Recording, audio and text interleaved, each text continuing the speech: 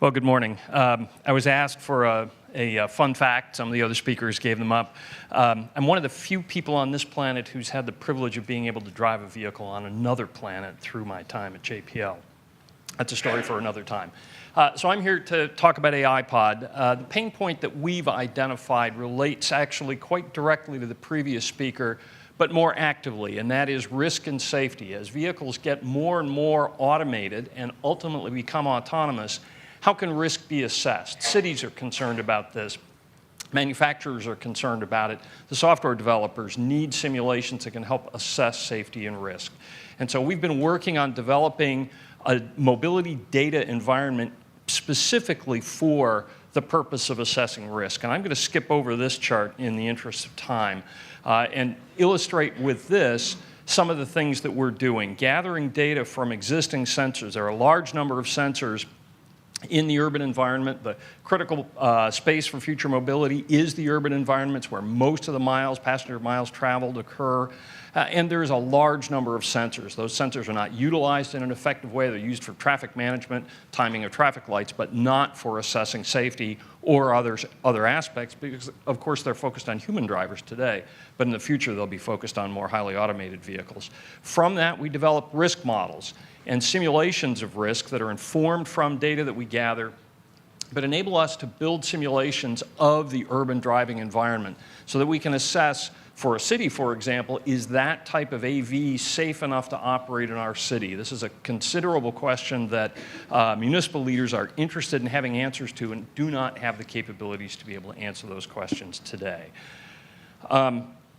There's a movie here that I don't think I have time to show that illustrates some of the work that we've done. You can see in the upper right, we're able to track vehicles, identify their tracks, and from those make predictions.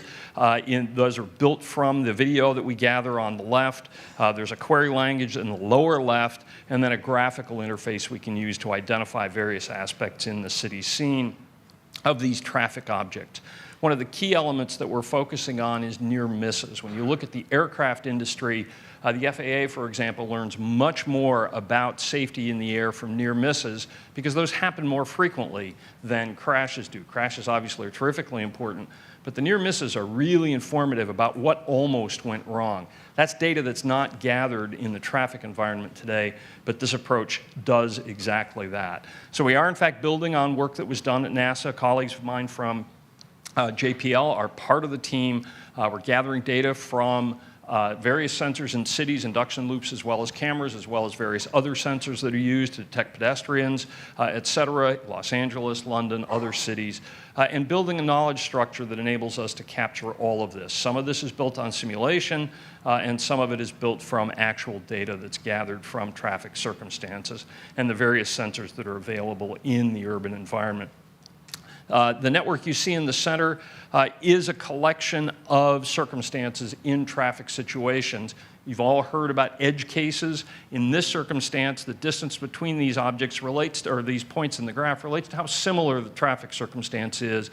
And as the objects are points in this network are closer to the edge, they are riskier points, so that we literally have a network of cases that we can exhaustively explore that includes not only nominal cases, but the challenging edge cases. And that's, of course, where we concentrate our attention. Large number of potential customers. We're in conversation with all of these different types of customers, everything from city traffic management authorities down to insurers who need to have a way to understand, as vehicles get more automated, how can we assess the safety and risk? Does that change our risk profile? Should we change the way that we're offering insurance? Mobility as a service operators are in a key condition to understand and want to know what the safety and risk profiles of their vehicles are. Fleet operators as well. Are there different routes through cities that are safer or less safe? And there's a great deal of overlap between those needs across this customer set.